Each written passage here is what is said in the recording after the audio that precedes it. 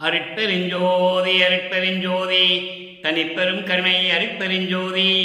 எல்லா உயிர்களும் இன்புற்று வாழ்க, வள்ளல் மலரடி வாழ்க வாழ்க, பொல்லா வருடம் போல எல்லாம் ஓங்குக, நல்லோர் நினைத்த நலம் பெறுக, நன்று நினைத்த எல்லோரும் வாழ்க இசைந்து. உலக மக்களே, அறிவார்ந்த அன்பர்களே, ஆண்மநேய ஒருமைப்பாடுடைய அன்பர்களே, நமது இறைவன் வல்லற்பமானவர்கள் திருவுட்பாவிலே 3ஆம் திருமுறையிலே 3வது பதிகத்தில் இருக்கின்ற இரங்கல் மாலை என்ற பதிகத்தில் இருக்கின்ற பாடலுடைய விளக்கங்களை பார்த்து கொண்டிருக்கிறோம். இதுவரையில் 22 பாடலுடைய விளக்கங்களை பார்த்திருக்கிறோம். இன்று நாம் பார்க்க வேண்டியது 23வது பாடல். இதுவரை விளக்கம் பார்த்தவர்களுடைய ஒரு முன் சுருக்கம். சமயங்களும் மதங்களும் மார்க்கங்களும் சூழ்ந்திருந்த காலகட்டங்களில் வல்லப்பமானவர்கள் இந்த மண்ணுலகை வருவிக்க உற்று தன்னை இறைவன் வந்து தன்னை ஆட்கொள்ளாத வரையில், அதாவது அவருக்கு மறைப்பு இருந்த காலகட்டங்களில் எப்படியெல்லாம் மனம் வருந்தினார் என்பதையும், இறைவனை பார்ப்பதற்காக எப்படியெல்லாம் அலைந்தார் என்பதையும் ஒவ்வொரு பாடலிலும் நாம் பார்த்து கொண்டிருக்கிறோம். இறைவன் வந்து தன்னை ஆட்கொண்ட பிறகு 9வது ஆண்டில், ஆண்டு 6 3 ஆண்டில் ஆட்கொண்ட அருள்கடலை என்று சொல்லுவார். 9வது ஆண்டில் ஆட்கொண்ட பிறகு அவருடைய மறைப்பு நீங்குகிறது. மறைப்பு நீங்கிய உடனே இறைவன் யார் என்ற நிலை அவருக்கு புரிந்து விடுகிறது. ஏன் இந்த மண்ணுக்கு வருவிக்க விட்டோம் என்ற நிலை மட்டும் அவருக்கு தெரிகிறது. வேறு எந்த நிலையும் அவருக்கு தெரியாது. அந்த காலகட்டங்களில் இறைவனை பார்ப்பதற்காக திருவெற்றியூர் செல்லுகிறார். இறைவன் மகனுக்கு காட்சி கொடுத்துவிட்டு மறைந்து விடுகிறார். அதன் பிறகு தெருவிலை நின்று கொண்டிருக்கும் போது திருவெற்றியூரிலே பவனி வர பார்ப்பதற்காக நமது இறைவன், குழந்தை இறைவன் வல்லப்பமானவர்கள் தெருவிலை நின்று கொண்டிருந்த போது சிவபெருமான் திரும்பி பார்க்காமல் ஓடுகிறார். இவரும் பின்னால் ஓடியும் அந்த ஓட்டத்தை பிடிக்க முடியவில்லை. அதன் பிறகு காலங்கள் மாறுகிறது. இறைவனை எப்படியெல்லாம் பார்க்க வேண்டும் என்று நினைத்து கொண்டிருந்தாரோ, அதன் பிறகு இறைவன் வந்து மறுபடியும் வந்து அவரை ஆட்கொண்டு எந்தவிதம் அருளையும் கொடுக்காமல் சென்று விடுகிறார். அதை தான் ஒவ்வொரு பாடலிலும் அந்த விளக்கத்தை பார்த்து கொண்டிருக்கிறோம். இந்த பாடலுடைய விளக்கத்தை பார்த்த பிறகு சமரச சுத்த சன்மார்க்கத்தை தன் தந்தை அருட்பெருஞ்சோதி ஆண்டவரிடமிருந்து பெற்ற பிறகு எப்படி இறைவன் வந்து அருளை கொடுத்தார் என்பதை நாம் நிறைவாக பார்த்து கொண்டிருக்கிறோம். சமயங்களும் மதங்களும் மார்க்கங்களும் சூழ்ந்திருந்த காலகட்டங்களில் எப்படி அதன் நெறிமுறைகளை கடைபிடித்தார் என்பதையும், அதன் பிறகு சுத்த சன்மார்க்கத்தை பெற்ற பிறகு அவருடைய தந்தை அருட்பெருஞ்சோதி ஆண்டவர் இதெல்லாம் உனக்கு தேவையில்லை மகனே என்று நீக்கிய பிறகு எப்படி அருட்பெருஞ்சோதி ஆண்டவர் வந்து இவருக்கு அருளை கொடுத்தார் என்பதையும் ஒப்பிட்டு பார்த்து கொண்டிருக்கிறோம். இரங்கல் மாலையிலே 23வது பாடலில் இருக்கின்ற பொருள்களுக்கு 6ஆம் திருமுறையிலே எப்படி நிறைவான பொருள் கிடைக்கிறது என்பதை தான் நாம் பார்த்து கொண்டிருக்கிறோம். எனவே இன்று நாம் பார்க்க வேண்டிய பாடல் 23வது பாடல். பாடலை நன்றாக கவனியுங்கள். சமயங்களும் மதங்களும் மார்க்கங்களும் சூழ்ந்திருந்த காலகட்டங்களில் இறைவனை எப்படி உருவகப்படுத்துகிறார் என்பதை நீங்கள் கவனிக்க வேண்டும். ஏனென்றால் இந்த 4 யுகங்களிலுமே, கிரேத யுகம், திரேத யுகம், துவார யுகம், கலியுகம், இந்த 4 யுகங்களிலுமே இறைவனை பலவாறாக கற்பனை செய்து உருவங்களை அமைத்து, அதற்கேற்றபடி ஆலயங்களை அமைத்து, அதற்கேற்றபடி வழிபாட்டு முறைகளையும் அமைத்து மக்களை வழிபட செய்து விட்டார்கள். அது காலமாக நடந்து கொண்டிருக்கிறது. அந்த நிலையில் இருக்கும்போது இறைவனை எப்படி உருவகப்படுத்துகிறார் என்பதை நீங்கள் கவனிக்க வேண்டும். வெற்பை வளைத்தார் திருவொற்றியூர் மேவி அமர்ந்தார், அவர் எனது கற்பை அளித்தார் மாலையிட்டு கணவரானார் என்பது அல்லால் சிற்ப மணி மேடையில் என்னை சேர்த்தார் என்பது இல்லையடி. தோழியிடம் சொல்லுகிறார். தன்னை தலைவியாகவும் இறைவனை தலைவனாகவும் வர்ணனை செய்து, உள்ளத்தை தோழியாக வர்ணனை செய்து, உள்ளத்திடம் சொல்லுவது போல, தோழியிடம் சொல்லுவது போல உலக மக்களுக்கு தெரிவிக்கிறார். அதைத்தான் நாம் பார்த்து கொண்டிருக்கிறோம். சிற்பமணி மேடையில் என்னை சேர்த்தார் என்பது இல்லையடி, கொற்பை அறவின் இடையாய் என் குறையை எவருக்கு கூறுவேனே. இது பாடல். இந்த பாடலில் வருகின்ற பதவுரை பார்க்க போகிறோம். அதன் பின் தெளிவுரை. பாடலுடைய விளக்கம் பார்த்த பிறகு இந்த பாடலில் சொல்லப்பட்ட 3 நிலைகளுக்கு சமரச சுத்த சன்மார்க்கத்தை பெற்ற பிறகு எப்படி நிறைவு செய்கிறார் என்பதை பார்க்க போகிறோம். வெற்பை வளைத்தார். வெற்பு என்பது மலை, மலை என்பது இமயமலை. இது புராணங்களிலும் உண்டு, வல்லற்பவனும் கூறுகிறார். இமயமலையை வில்லாக வளைத்தவர். ஏனென்றால் அப்படிதான் சமயங்களும் மதங்களும் மார்க்கங்களும் கூறிக்கொண்டிருந்தன. அதை தான் பின்பற்றி அவர்களும் சொன்னார்கள். இமயமலையை வில்லாக வளைத்தவர் என்று சொன்னார்கள். அந்த காலகட்டங்களில் நமது இறைவன் வளர்ப்பமானவர்களும் தான் யார் என்று தெரியாத நிலையில் அவரும் மதங்களும் சமயங்களிலும் என்ன கூறியிருந்ததோ, என்ன கூறப்பட்டதோ அதை அப்படியே சொல்லுகிறார். வெற்பை வளைத்தார், இமயமலையை வில்லாக வளைத்தவர். அவர் எங்கே இருக்கின்றார் என்றால் திருவொற்றியூரில் அமர்ந்து கொண்டிருக்கிறார். திருவொற்றி மேவி அமர்ந்தார். இமயமலையை வில்லாக வளைத்தவர் திருவொற்றியூரிலே அமர்ந்து கொண்டிருக்கிறார். அவர் எனது கற்பை அளித்தார். கற்பை அளித்தார் என்பது தன்னை பெண்ணாக உருவப்படுத்தியதால் கற்பை அளித்தார் என்று சொல்லுகிறார். அதன் பொருள் என்னவென்றால் மனதை கவர்ந்தார், என் உள்ளத்தை கவர்ந்து கொண்டார், என் உள்ளத்தை கவர்ந்து கொண்டார் என்று சொல்லுகிறார். அதைதான் கற்பை அளித்தார் என்று சொல்லுகிறார். மாலையிட்டார், மாலையிட்டு கணவரானார். என் உள்ளத்தை பறித்து மனதை கொள்ளையடித்து கொண்டு அப்படின்னு சொல்லலாம். மனதை கொள்ளையடித்து எனக்கு மாலையிட்டு கணவரானார், என்னை ஆட்கொண்டார்.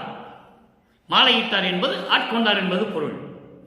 ஆட்கொண்டார், என் கணவரானார் என்பது அல்லாமல், என்பது அல்லால் அதை தவிர என் உள்ளத்தை பறிகொடுத்தேன், என் உள்ளத்தை பறித்து கொண்டு கவர்ந்து கொண்டு என்னை ஆட்கொண்டு அதோடு சென்றவர்தான் என்பது அல்லால்.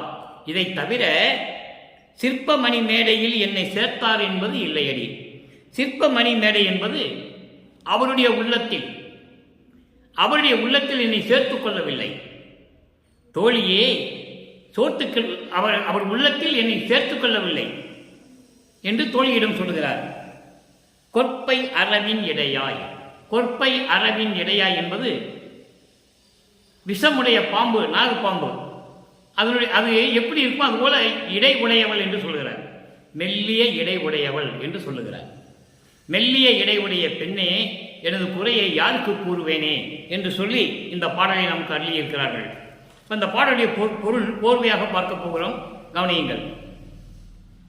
இமயமலையை வில்லாக வளைத்தவர், திருவொற்றியூரிலே இருந்து கொண்டிருக்கின்ற இறைவன், அவர் எனது உள்ளத்தை கவர்ந்து கொண்டவர்.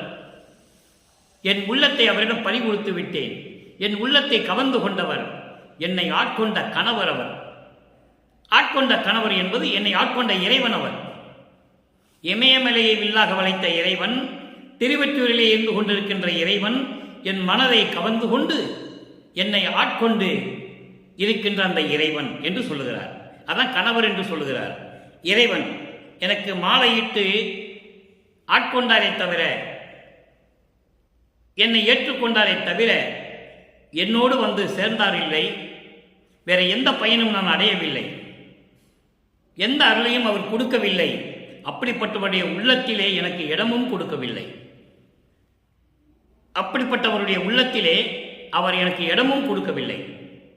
இந்த குறையை நான் எங்கே போய் சொல்லுவேன் என் தோழி என்று சொல்லி உள்ளத்திடம் சொல்லுவது போல உலக மக்களுக்கு சொல்லுகிறார்.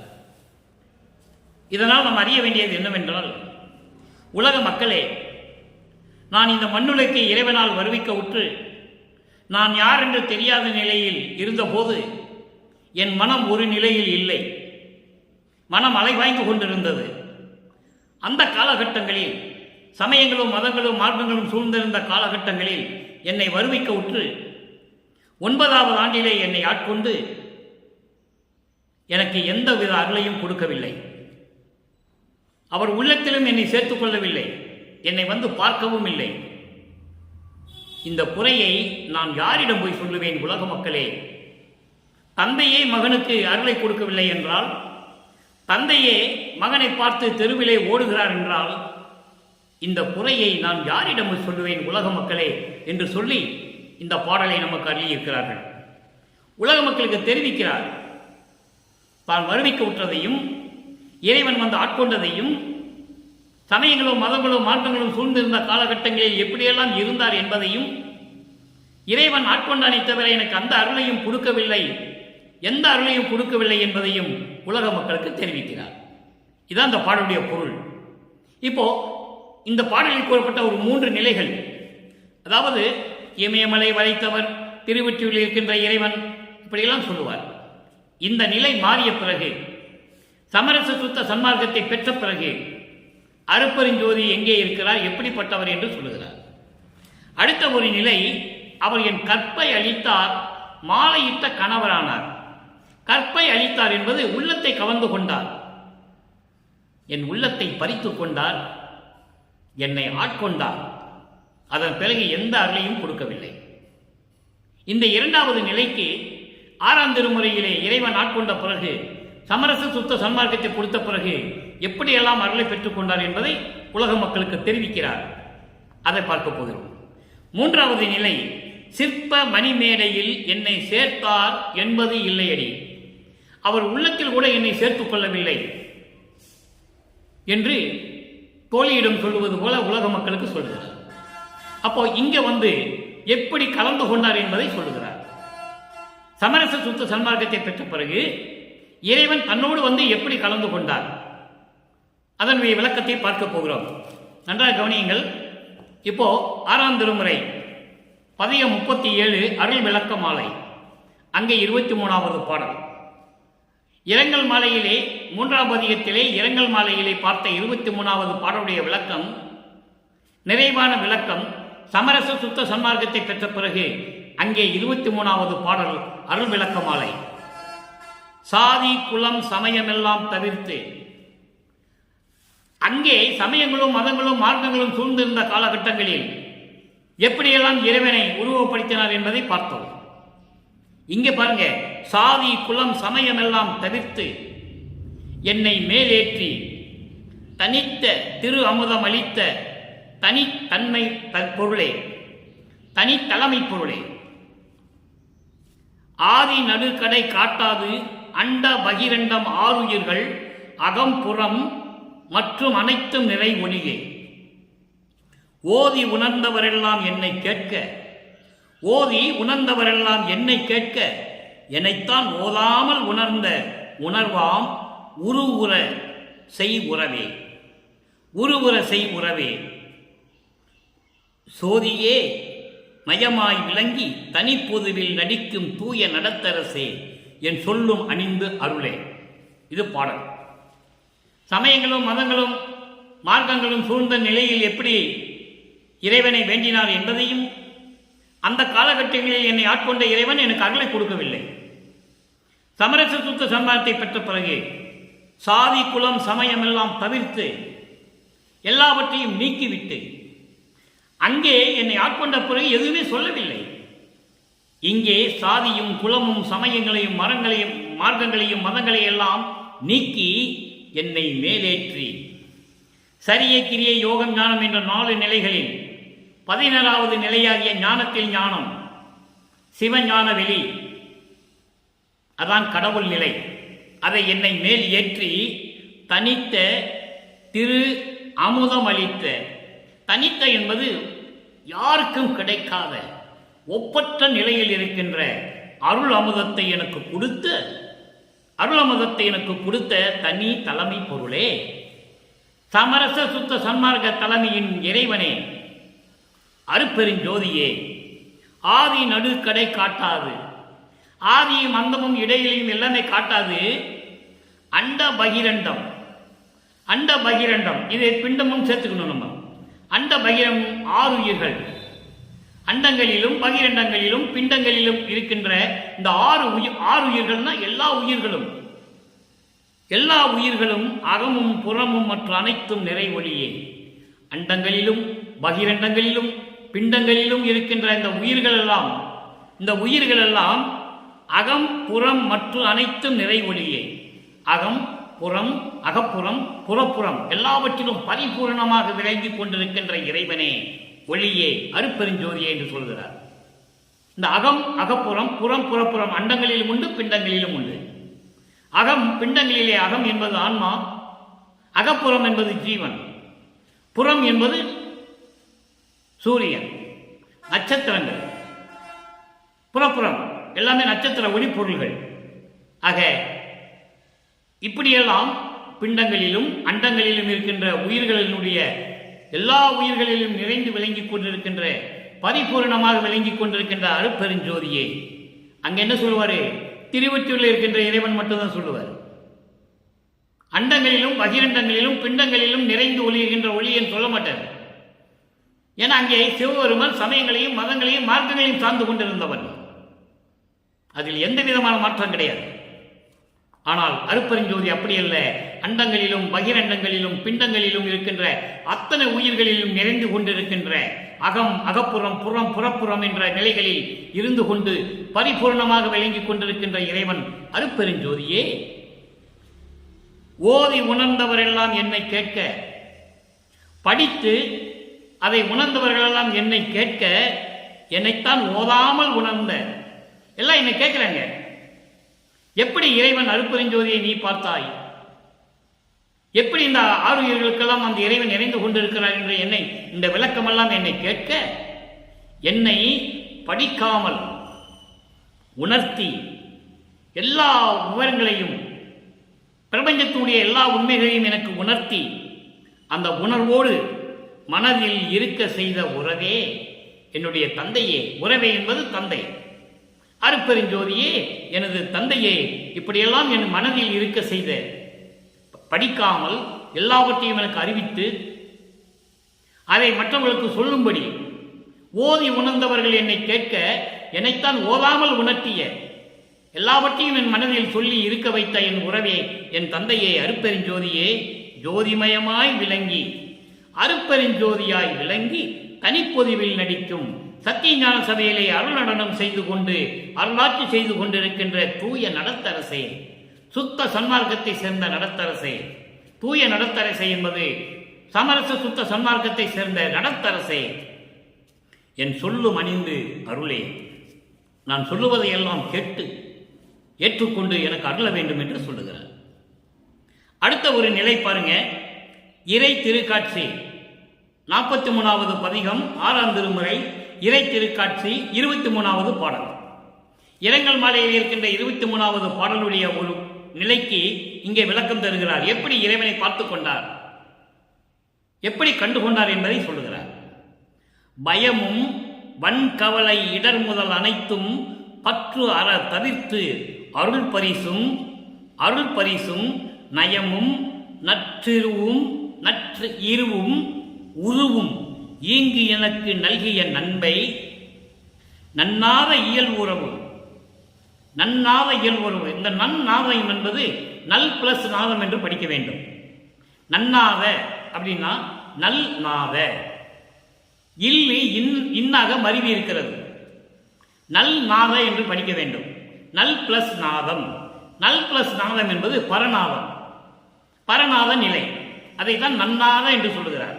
நன்னாத இயல்புறவு எனது குலநடு நடஞ்செய் என் தந்தையை, என் உயிருக்கு உயிரை, புயநடு விளங்கும் புண்ணியரை, புண்ணிய ஒளியை, புயநடு விளங்கும் புண்ணிய ஒளியை பொற்புற கண்டுகொண்டேனே. பொற்புற கண்கொண்டேனே. இது பாடல். பாடலுடைய விளக்கம் பாருங்க. பயமும் வன்கவலை, கொடிய கவலை, தீராத கவலை, அதான் வன்கவலை என்று சொல்லுகிறார். சில கவலைகள் எல்லாம் தீர்ந்துவிடும், தீர்வு கிடைக்கும், தீர்ந்துவிடும். தீர்வு கிடைக்கும், நீங்காத கவலை, அதான் கொடிய கவலை என்று சொல்லுகிறார். வன்கவலை, பயமும் வன்கவலை, இடர், இடர் என்றால் துன்பம், துயரம், முதல் அனைத்தும். அனைத்தும் என்பது மாயைகள், மயக்கங்கள், பற்றுகள், உலக ஆசைகள், உலக விடயங்கள் இவையெல்லாம் அனைத்தும் பற்றற தவிர்த்து முழுவதுமாக நீக்கி. பற்று அற தவிர்த்து என்பது முழுவதுமாக. பயம், கொடிய கவலைகள், துன்பங்கள், மாயைகள், மயக்கங்கள், உலக விடயங்கள், மண்ணாசை, பெண்ணாசை போன்ற ஆசைகள், இவற்றையெல்லாம் பற்றற தவிர்த்து முழுவதுமாக நீக்கி அருள் பரிசு, அருள் கொடை, எல்லா அருள் வல்லமைகளையும் கொடுத்து நயமும் கொடுத்து, நயம் என்பது ஆன்ம நிகழ்ச்சி, உயிர்கள் மேல் இருக்கின்ற ஆன்ம நிகழ்ச்சி, தயவும் கருணையும் எனக்கு கொடுத்து, நற்று இருவும் என்றால் அருள் செல்வங்கள், அருள் செல்வங்களையும் கொடுத்து, உருவும் என்றால் முத்தேகம், சுத்த தேகம், புரண தேகம், ஞான தேகம், இன்று 3 தேகத்தையும் எல்லாவற்றையும் ஈங்கு எனக்கு, ஈங்கு என்பது இப்பொழுது என்பது இந்த மண்ணுலையிலே உன்னால் வருவிக்க விட்டு இதையெல்லாம் எனக்கு கொடுத்து, முத்தேகத்தை கொடுத்து, எல்லா இடர்களையும் பயங்களையும் கவல்களையெல்லாம் நீக்கி, எனக்கு நயமும் கொடுத்து, அதாவது தயவும் கருணையும் எனக்கு கொடுத்து, அருள் செல்வங்களையும் கொடுத்து, அருள் கொடையையும் கொடுத்து, எனக்கு முத்தேகத்தையும் கொடுத்து, இந்த மண்ணுலகிலே எனக்கு நல்கிய நண்பை, அப்படிப்பட்ட நண்பனை, இறைவனை நண்பன் என்று சொல்கிறார். அப்படிப்பட்ட நண்பை நல்நாத இயல் உறவு, பரநாதர் நிலையில் இருக்கின்ற எனது உறவு அருட்பெருஞ்சோதி, எனது குலநடு நடன்சை, குலநடு என்பது புருவ மத்தி, குளம் நடு என்பது நெற்றியில் இருக்கின்ற இந்த புருவ மத்தியிலே நடனம் செய்து கொண்டிருக்கின்ற என் தந்தையை, இது பிண்டத்திலே, அண்டத்திலே சத்தியஞான சபை, பிண்டத்திலே பூர்வமத்தி, அண்டத்திலே சத்தியஞான சபை. அப்போ அப்படிப்பட்ட நடன் செய்கின்ற எனது தந்தையை, என் உயிருக்கு மேலான உயிரை, புயநடு விளங்கும் புண்ணிய ஒளியை, புயநடு என்பது ஆண்மை ஒருமைப்பாட்டோடு, ஆண்மைநேய ஒருமைப்பாட்டோடு விளங்கிக் கொண்டிருக்கின்ற எனது புண்ணிய ஒளியை அருட்பெருஞ்சோதியை பொற்புற கண்டுகொண்டேனே, திருநிலை அடைவதற்கு நான் கண்டுகொண்டேனே, உயர்ந்த நிலை இறைநிலையை நான் அடைவதற்கு இறைவனை கண்டுகொண்டேனே, அருட்பெருஞ்சோதியை கண்டுகொண்டேனே, திருநிலையை அடைவதற்கு அருட்பெருஞ்சோதியை நான் கண்டுகொண்டேனே என்று சொல்கிறார். ஆக சமயங்களையும் மதங்களையும் மார்க்கங்களையும் நீக்கிவிட்ட பிறகு, எனக்கு எல்லாவற்றையும் நீக்கிவிட்டு, அகமும் புறமும் என்னோடு இருந்து கொண்டு, என்னை கலந்து கொண்டு, எனக்கு எல்லா அருளையும் கொடுத்து, எல்லா பற்றுகளையும் முழுவதுமாக நீக்கி, நான் திருநிலை அடைவதற்கு இறைவனை நான் கண்டுகொண்டேனே, அருட்பெருஞ்சோதியை நான் கண்டுகொண்டேனே என்று சொல்லி இந்த பாடலை நமக்கு அருளியிருக்கிறார்கள். அடுத்த ஒரு நிலை சுத்த சிவநிலை. சுத்த சிவநிலை என்பது சமரச சுத்த சன்மார்க்கத்தின் நிலை. 106வது பதிகம், 6ஆம் திருமுறை, சுத்த சிவநிலை, 23வது பாடல்.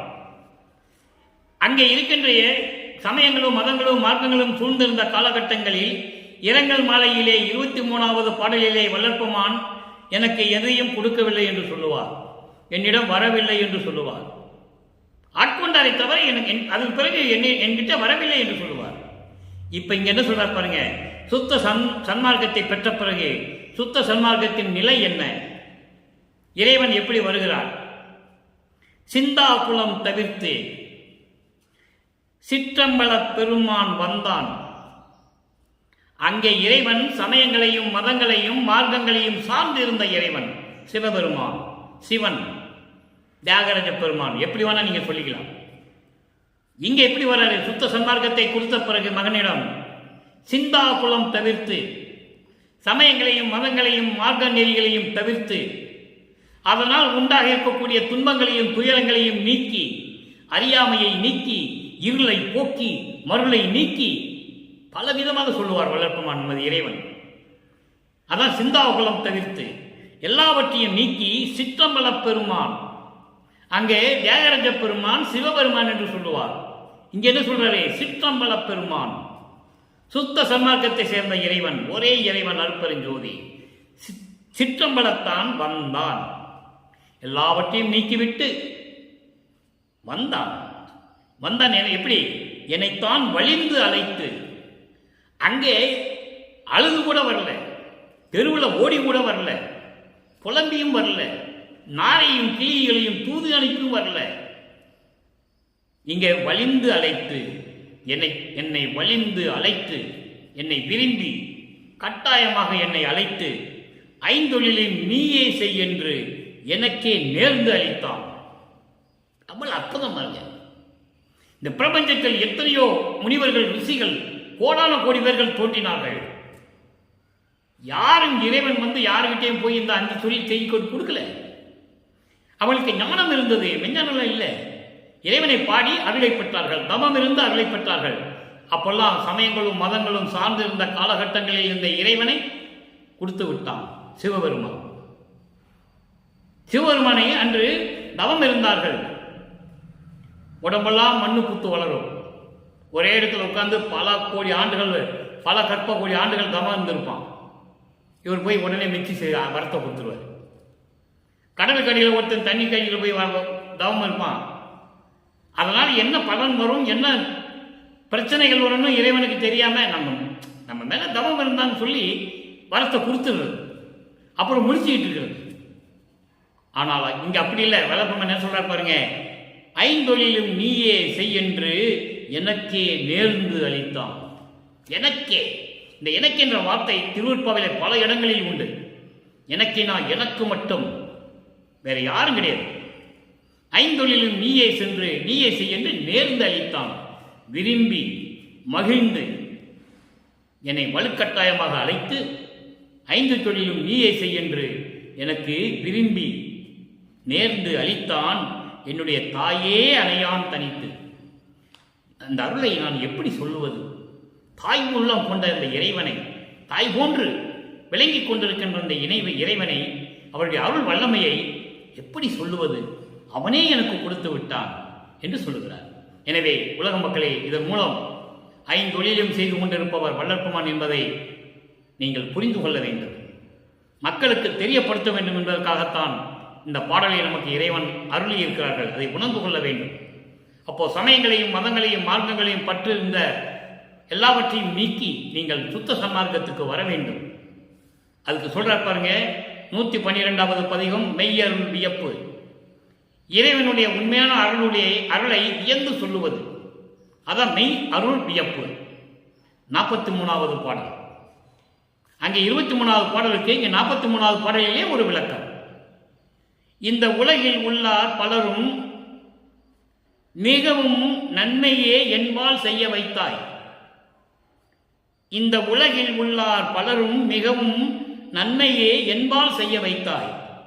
இது நின் அருளின் தன்மையே, இது உன்னுடைய அருளின் தன்மையே. அந்த உலகில், நல்ல கவனிக்கணும், அந்த உலகில் உள்ளார் பலரும் என்னை நோக்கியே அப்பா வாழி எனவும் புரிந்தாய், அடிமையாக்கியே. பாருங்க, இந்த உலகத்தில் இருக்க எல்லாருக்குமே நன்மை செய்ய வேண்டும் என்று என் மூலமாக செய்ய வைத்தாய். அப்ப அருளாட்சி செய்வது யாரு? வள்ளற்பெருமான். அதை நீங்க நல்லா புரிஞ்சுக்கணும். பிரபஞ்சத்தின் உண்மையை இங்கு சூட்சமாக சொல்கிறார். எப்படி? இந்த உலகில் உள்ளார் பலரும் மிகவும் நன்மையே என்பால் செய்ய வைத்தாய். இந்த உலக மக்கள் அனைவருக்கும் எல்லா சுகங்களும் எல்லா செல்வங்களும் பெற வேண்டும் என்பதை என் மூலமாக செய்ய வைத்தாய். அதாங்க சொல்லுவாரே, அகத்தை கருத்து புறத்தை வெளுத்திருந்த உலக அனைவரையும் சகத்தை திருத்தி சன்மார்க்கத்தை அடைவித்திட அவரும் இகத்தை பரத்தை பெற்று மகிழ்ந்திடுவதற்கென்றே, அதைதாங்க சொல்றாரு, மகிழ்ந்திடுவதற்கென்றே என்னை முகத்தே இறைவன் வருவிக்க உற்றேன், அருளை பெற்றேனே என்று சொல்லுவார். அதைதாங்க சொல்றாரு, உலக மக்கள் நன்மை அடைய வேண்டும், உலக மக்கள் இன்பமாக வாழ வேண்டும், அவர்கள் நோயற்ற வாழ்வில் வாழ வேண்டும் என்பதற்காக என் மூலமாக செய்ய வைத்தாய். அப்போ உலக மக்களை சமரச சுத்த சன்மார்க்கத்துக்கு வாருங்கள் என்று அழைக்கிறார். அப்படி வந்தாலும் உங்களுக்கு கிடைக்கும். சமயங்களையும் மதங்களையும் மார்க்கங்களையும் சார்ந்திருந்தால் இந்த நன்மை கிடைக்காது. அவர்களுக்கு ஏற்றபடி பரிகாரங்கள் கிடைக்கும், அவ்வளவுதான்.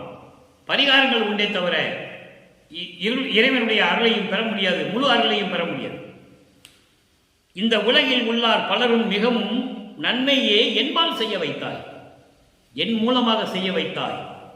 இது நின் அருளின் தன்மையே, இது உன்னுடைய அருளின் இயல்பு. அந்த உலகில், அந்த உலகம் என்பது விண்ணுலகம். விண்ணுலகத்தில் உள்ளார் பலரும் என்னை நோக்கியே, என்னை பார்த்து அப்பா வாழி எனவும் புரிந்தாய். என்னை பார்த்து வணங்குகிறார்கள் என்று சொல்கிறார். அடிமையாக்கியே என்னை ஆட்கொண்டு என்னை உனக்கு அடிமையாக்கி எனக்கு அடைக்கலம் கொடுத்து இந்த உலக மக்கள் பலருக்கும் நன்மை பெற வேண்டும், அவர்கள் மகிழ்வோடு வாழ வேண்டும் என்பதற்காக என் மூலமாக செய்ய வைத்தாய். அதோடு மட்டுமா, அந்த உலகில் விண்ணுலகில் இருக்கின்ற பலரும் என்னை பார்த்து அப்பா வாழி என்று என்னை வணங்க வைத்தாய். இதை ஒரு பாடலிலே சொல்வார். வாழி என்று என்னை மால் அயன் ஆதியோர் வந்து அருட்பெயர் ஆளி என துதித்து ஏத்த புரிந்தார். எல்லாருமே விண்ணுலகத்தில் எல்லாருமே இங்க வந்து இறைவனை, நமது இறைவனை வளர்ப்பமானை வணங்குகிறார்கள். திருவருட்பாவில் கண்ட உண்மை. அப்ப அவருடைய அருள் நிலையை நீங்கள் புரிந்து கொள்ள வேண்டும். 5 தொழிலையும் படைத்துக் கொண்டிருக்கிறார். ஏற்கனவே 5 தொழில்கள் செய்த பிரம்மன், திருமால், ருத்திரன், மகேஸ்வரன், சதாசிவம் எல்லாம் ஆயுள் காலம் முடிந்துவிட்டது, பதவி காலம் முடிந்துவிட்டது. அவர்களெல்லாம் எனது தந்தை நடனமாடுகின்ற திருவடிகளின் இடது காலில் சுண்டு விரலின் நகத்தில் ஒட்டியிருக்கின்ற தூசுகள் என்று சொல்லுகிறார், புகழ்கள் என்று சொல்லுவார். ஏன் அதை சொல்கிறார் என்பதை நீங்கள் புரிந்து கொள்ள வேண்டும். அவர்களை இழிவுபடுத்த வேண்டும் என்பதற்காக அல்ல, அவருடைய நிலையை சொல்லுகிறார். செயலற்று இருக்கிறார்கள், அவர்கள் பதவி காலம் முடிந்துவிட்டது, செயலற்று இருக்கிறார்கள். இறைவனுடைய திருவடியுடைய காலில் தூசி மாதிரி ஒட்டி கொண்டிருக்கிறார்கள். அவர்கள் எந்த விதமான அருளையும் இல்லை, செயலில்லாமல் காத்துக் கொண்டிருக்கிறார்கள், இருந்து கொண்டிருக்கிறார்கள் என்று சொல்லுகிறார். அதை இங்கே சொல்லுகிறார். என்னை நோக்கிய, என்னை பார்த்து அப்பா வாழி எனவும் புரிந்தாய், என்னை வந்து வணங்குகிறார்கள், அந்த நிலையை எனக்கு கொடுத்து விட்டாய். வாழி என்று துதிக்க புரிந்தாய் என்று சொல்லுவாருங்க. நீடூழி வாழி என்று அன்றை எனக்கு சாதாவரமும் உகந்தளித்தாய், வாழி மன்றோங்கும் அருப்பெருஞ்சோதியின் மன்னர்களே என்று சொல்லுவார் அந்த பாடலிலே. ஆலியான மயனும் அதிசயக்க என்னுள் வாழி அருப்பெருஞ்சோதி மன்னவே என்று சொல்லுவார் ஒரு பாடலிலே. பிரம்மனும் திருமாலும் என்னை பார்த்து அதிசயமாக பார்த்துக் கொண்டிருக்கிறார்கள். யார் இவன், இவள் அருளை பெற்று விட்டானே என்று சொல்லி அற்புதமான பாடல்கள் எல்லாம் திருவருட்பாவிலே உண்டு. எல்லாருமே வளர்ப்பெருமானை வணங்குகிறார்கள். அன்பு மாலையிலே சொல்லுவார் 18வது பாடலிலே, 4ஆம் திருமுறையிலே அன்பு மாலை என்ற ஒரு பதிகத்திலே 18வது பாடலிலே சொல்லுவார். இருநிதிய திருமகளிர் இருவரும், இருநிதிய திருமகளிர், இருநிதி கல்வி நிதி, செல்வ நிதி. கல்வியும் செல்வக்கும் பொறுப்பானவர்கள் யாரு? லட்சுமியும் திருமாலுவர், லட்சுமியும் சரஸ்வதியும். அவள் 2 பேரும் என்னை வந்து வந்தனம் அப்பா என்று இசைந்து என்னை வணங்கி பெருநிதி வாய்த்திட என் முன் பாடி ஆடி இப்பேதை எனக்கு அவள் அருளை கொடுத்தாயே என்று சொல்லுவார். எல்லாருமே சாதா கல்வி, ஏமசித்தி, தத்துவங்களை கடத்தல், கடவுள் நிலை என்ற அம்மையமாகல், இந்த நிலைகள் எல்லாம் வல்லப்பமானை தவிர வேறு யாருக்கும் கிடையாது. பிரபஞ்சத்தில் எத்தனையோ பேர் தோன்றினார்கள், போற்றி போற்றி என்று பாடிவிட்டு சமயங்களிலும் மதங்களிலும் மார்க்கங்களிலும் இருந்து கொண்டு எல்லாம் சென்று விட்டார்கள். விளையாடா சிறு பிள்ளை கூட்டம் என்று சொல்லுவார் வளர்ப்புமான் 6ஆம் திருமுறையிலே. விளையாடா நின்ற சிறு பிள்ளை கூட்டம் என்று சொல்லுவார். சிறு பிள்ளை கூட்டம் விளையாடா நின்றா என்றால் விளையாட கூட தெரியாமல் இருக்கின்ற குழந்தைங்கன்னு சொல்றாரு. குழந்தைக்கு விளையாட கூட தெரியாது. அப்ப அந்த குழந்தை எப்படிப்பட்ட பருவத்தில் இருக்கும்? தவழ்ந்து கொண்டிருக்கின்ற பருவம். அப்படிப்பட்ட நிலையில் இருக்கின்றார்கள் என்று சொல்லுகிறார் பிரபஞ்சத்தின் உண்மையை. அதை இங்கு சொல்றார். அந்த உலகில் உள்ளார் பலரும் என்னை நோக்கியே அப்பா வாழி எனவும் புரிந்தாய். அவர்கள் எல்லாம் என்னை அப்பா என்று வணங்குகிறார்கள். அந்த நிலைக்கு என்னை அந்த நிலையை எனக்கு கொடுத்தாய் என்று சொல்லுகிறார். அடுத்த ஒரு சின்ன விளக்கம். 113வது பதிகம் அம்பலவாணர் வருகை. அம்பலவாணர் வருகை. அதில் பாருங்க 101வது பாடல். அவ்விய மார்க்கத்தின் வெவ்வியல் நீக்கியே. அவ்விய மார்க்கத்தின் வெவ்வியல் நீக்கியே செவ்வியன் ஆக்கினீர் வாரீர், ஒவ்வி ஒன்றாக்கினீர் வாரீர், ஒவ்வி ஒன்றாக்கினீர் வாரீர். 3 வரிதான். எளிமையாக எவ்வளவு பிரபஞ்சத்தின் உண்மை என்று சொல்றார் பாருங்க. அவ்விய மார்க்கத்தின் வெவ்வியல் நீக்கியே, அழுக்காறு நிறைந்த, அழுக்குகள் நிறைந்த, துன்பங்களும் துயரங்களும் நிறைந்த, முரண்பாடுகள் வேறுபாடுகள் நிறைந்த, சமய மத மார்க்கத்தினுடைய தீய குணங்களை எல்லாம் நீக்கியே என்னை செவ்வினை ஆக்கினீர். செவ்வியன் என்றால் சிறந்தவன் என்று சொல்லலாம். சுத்த சன்மார்க்கத்தை என்னிடம் கொடுத்து அந்த சுத்த சன்மார்க்க சங்கத்தின் நடுவிலே வைத்து என்னை செல்வ பிள்ளையாக்கி வளர்க்கின்றாய் என்று ஒரு பாடலிலே சொல்லுவார். என்னை சிறந்தவனாக்கினீர் என்றால் என்ன? என்னை மரணமில்லா பெருவாழ்வில் என்னை வைத்துக் கொண்டிருக்கிறேன், எனக்கு மரணமில்லா பெருவாழ்வில் கிடைத்து விட்டது என்று உலக மக்களிடம் சொல்லுகிறார். அதான் சொல்றாரு, செவ்வினை ஆக்கினீர், ஒவ்வி ஒன்றாக்கினீர். ஒவ்வி என்பது ஒத்து என்பது நீயும் நானும் கலந்து கொண்ட நிலை, வெவ்வேறு கிடையாது.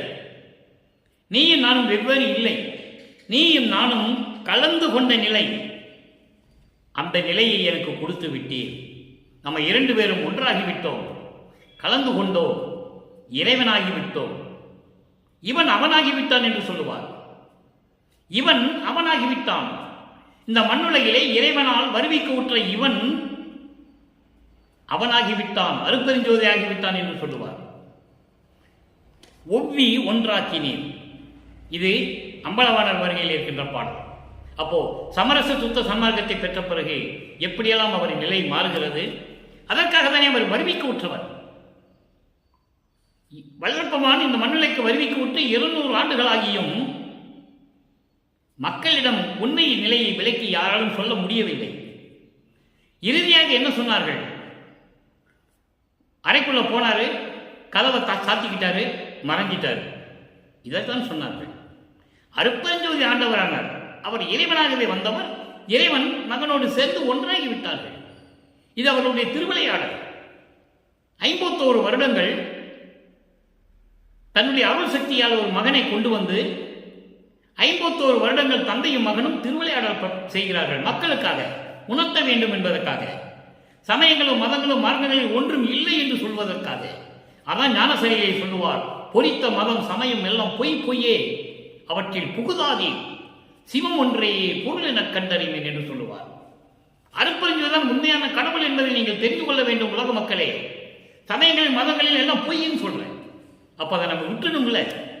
கடவுளே சொல்றாரு, நம்மளை படைத்த இறைவனை சொல்லுகிறார், அதை விட்ட வேண்டும் சொல்லுகிறார். அப்ப அதை நம்ம விட்டுணும்.